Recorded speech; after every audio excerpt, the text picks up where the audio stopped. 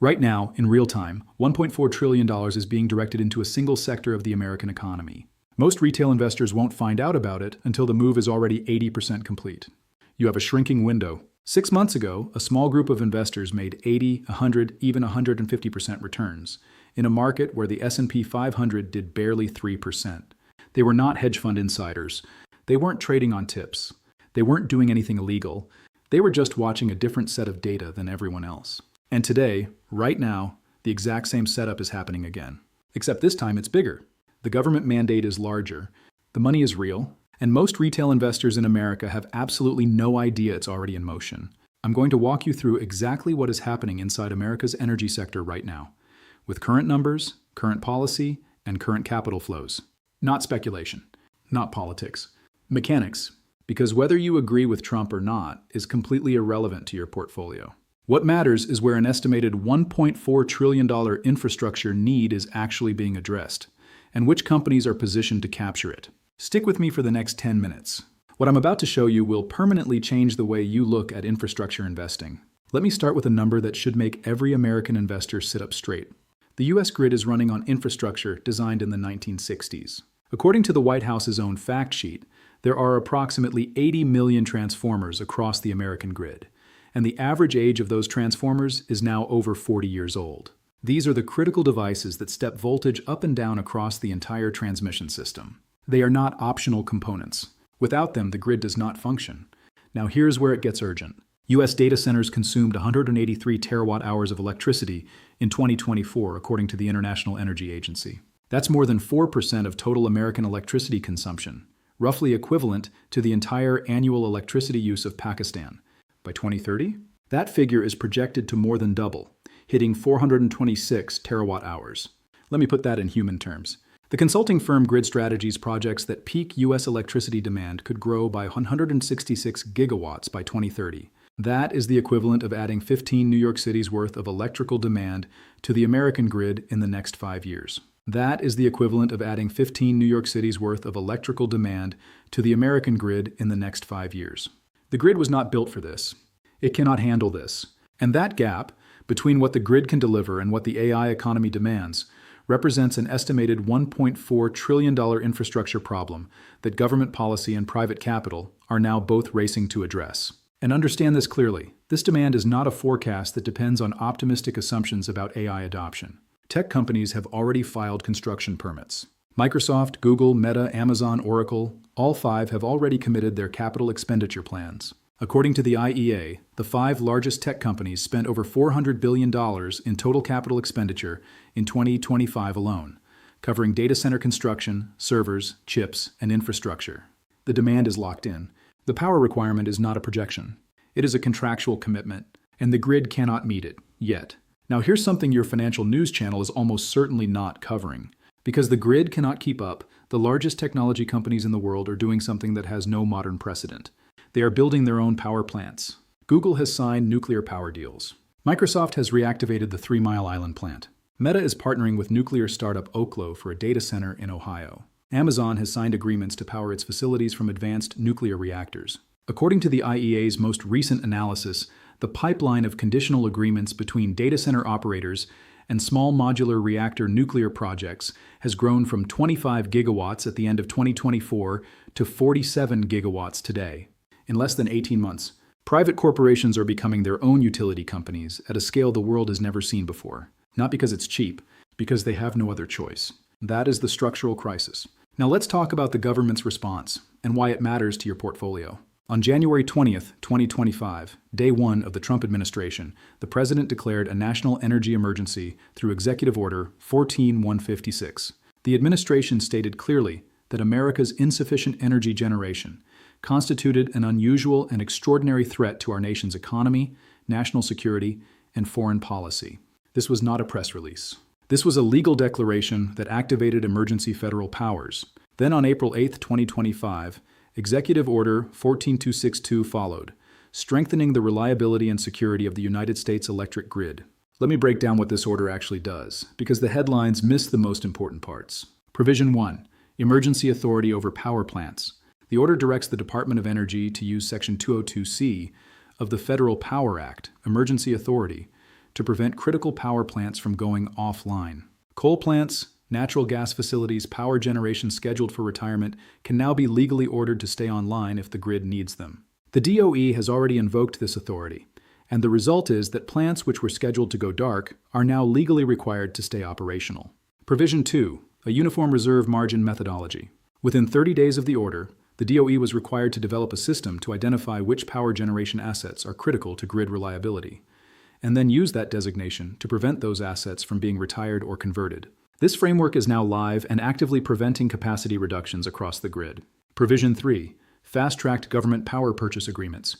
The order accelerates long-term government contracts, primarily for military installations and critical federal facilities. These are power purchase agreements measured in decades, with the U.S. government as the counterparty. From an investment perspective, a government-backed power purchase agreement is one of the most secure revenue streams that exists in private markets. The counterparty is the U.S. military. The contracts span 10, 15, 20 years. The revenue does not depend on consumer sentiment, interest rates, or economic cycles. And separately, throughout 2025 and into 2026, the largest technology companies have each made individual public commitments to build, buy, or contract their own power generation, and to cover the infrastructure upgrade costs required by their data centers, rather than passing those costs to ordinary ratepayers. These are not coordinated as a single pledge, but the direction is consistent. Tech companies are taking direct responsibility for the power their AI infrastructure requires. This is not a policy proposal. This is not a budget request going through Congress. These are signed commitments, executed contracts, and legally enforceable emergency powers already in motion. The capital allocation question is, which companies are positioned to execute this build-out? Here is what most financial content gets completely wrong about this opportunity. They talk about the obvious names, the large utility companies, the big contractors. Yes, those have moved. Some moved dramatically, and if you were early, congratulations. But here's what the capital flow data shows right now, in May 2026. The next wave of institutional money is not moving into the large cap utilities. It's moving one level deeper, into the component manufacturers, the specialized equipment suppliers, the companies that supply the picks and shovels to every single grid project, every data center construction, and every utility modernization effort, and who face exploding demand from 3 independent forces simultaneously. Let me explain why the backlog metric is the most important number in this sector, and why most retail investors completely ignore it. Revenue tells you what a company earned last quarter. A backlog tells you what a company will earn over the next several years, because it represents work already contracted, already sold, already scheduled. When you see a company's backlog growing faster than they can execute the work, you are looking at predetermined revenue, not projected, not estimated. Contracted. Company number 1, Quanta Services, ticker PWR. Quanta Services is the largest grid infrastructure contractor in North America. Their most recently disclosed backlog as of Q1 2026 stands at $48.5 billion, more than 3 years of contracted revenue already sitting on their books. They have executed a major deal with NiSource to construct 3 gigawatts of new grid capacity. Their project crews and equipment are committed to work that must be completed regardless of economic conditions, because utilities have legal obligations to deliver power, and the government has mandated the infrastructure investment. The key question here isn't whether Quanta will have work. They have 3 years of work already contracted. The question is whether the earnings trajectory, with years of revenue visibility, is fully reflected in the current price. Now let's talk about the layer most analysis misses: component manufacturers. Every transmission line, every substation, every new data center requires the same set of specialized components: power conversion modules, switchgear, circuit breakers, thermal management systems, and the raw materials, primarily copper and aluminum, that make all of it physically possible. The companies in this space have characteristics that institutional investors specifically look for before anything else: high barriers to entry, long customer qualification cycles, proprietary technology, and non-discretionary demand. That last point, non-discretionary demand, is critical. These are not nice-to-have components. A data center cannot function without power conversion modules. A substation cannot operate without switchgear. These products are required. When the build-out accelerates, demand for them accelerates automatically. 3 names worth your own research. Vickers Corporation manufactures the power conversion modules required by AI chips from NVIDIA, AMD, and custom silicon developed by Google and Amazon. Every AI server needs these components to function. Powell Industries produces the switchgear and electrical distribution equipment that controls and protects power flow inside data centers and substations. As data centers scale, their demand for Powell's products scales proportionally. Vertiv Holdings makes the thermal management and cooling systems that address the specific heat generation problem of high-density AI computing. As AI chip density increases and power consumption per rack rises, Vertiv's solutions become more critical, not less. This is educational analysis, not financial advice. Always do your own due diligence before investing. Now let's talk about something that is genuinely in the early innings, and where the capital flow signal is building, not established. The IEA's most current data confirms what we discussed earlier. The pipeline of agreements between data center operators and small modular reactor projects has grown to 45 gigawatts, up from 25 gigawatts just 18 months ago. That growth represents a near doubling of committed nuclear capacity pipeline in under 2 years. The Trump administration has also signed executive orders specifically to expand U.S. nuclear capacity through regulatory reform, accelerating the deployment of advanced nuclear reactors for AI data center use, and strengthening domestic nuclear supply chains. Nuclear requires uranium, and the uranium supply chain is in the same structural condition that most critical mineral supply chains are in right now. Supply was not developed during the years when demand was declining. Now demand is surging, and supply cannot be expanded quickly. Cameco Corporation, ticker CCJ, is one of the world's largest uranium producers. The thesis here is in an earlier stage than the grid infrastructure contractors. That gap between early-stage institutional accumulation and full market recognition of the structural demand case is typically where the asymmetric risk-reward opportunity exists. Early stage means higher risk and higher potential reward. Know the difference. Here is what I want to leave you with, because it's more important than any specific company name. The data that predicted every major move in the grid infrastructure sector over the past year was entirely public. Executive orders are published on the Federal Register, free to read. Backlog data is disclosed every quarter in earnings reports. Capital expenditure plans are announced in investor presentations. Utility Commission filings are public documents. The 2025 DOE Resource Adequacy Report, the report that stated absent decisive intervention, the nation's power grid will be unable to meet projected demand, was published publicly in July 2025. None of this was hidden. What separated investors who captured significant returns in this sector from investors watching the S&P deliver average returns was not access to information. It was the discipline to watch the right information and to act on it before the news narrative caught up to what the money was already doing. Here is the framework in 4 steps. Step 1. Watch government commitments, not political commentary. An executive order on the Federal Register is a legal commitment with budget authority.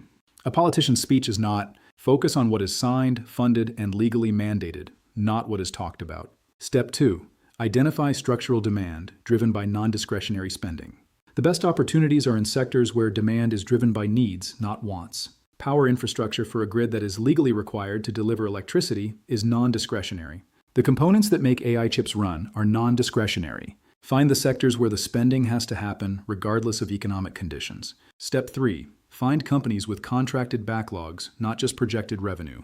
The difference between we expect revenue to grow and we have $48.5 billion of contracted work on our books is the difference between a forecast and a fact. Backlog data is disclosed publicly every quarter. Most retail investors never look at it. Step 4. Understand where the institutional capital flows are in their cycle. Some names, the large contractors, have already had significant institutional positioning. Those moves are largely established. The more interesting opportunity is in names where institutional accumulation is building, but not yet complete.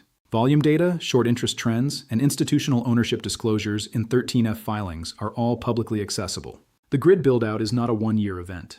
The estimated $1.4 trillion infrastructure need is a multi-decade replacement program already in motion. Gartner's most recent analysis projects global data center electricity consumption will nearly double from 448 terawatt-hours in 2025 to 980 terawatt-hours by 2030.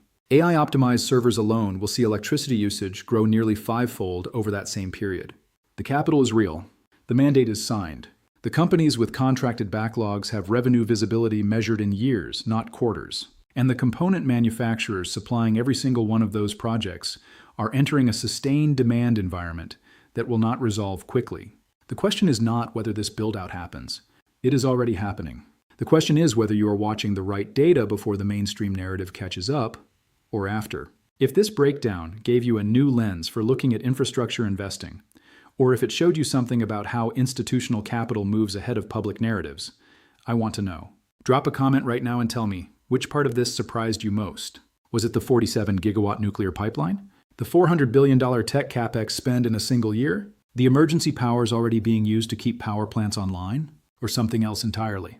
I read every comment, and your answers genuinely shape what I cover next. If you want to see the deeper analysis, the capital flow methodology, how to read backlog data and earnings reports, and which sectors I'm watching right now for the next early stage setup, subscribe and hit the notification bell. That analysis goes up regularly, and you do not want to be the person who finds this channel 3 months after the move has already happened. And one more thing, if you found this valuable, share it with one person, a friend, a family member, a colleague, who is making investment decisions based on news headlines instead of data. Because the gap between what the news is reporting and where the institutional money is actually flowing right now is as wide as I have seen it in years. The information is all public. The framework is what changes everything. I'll see you in the next one.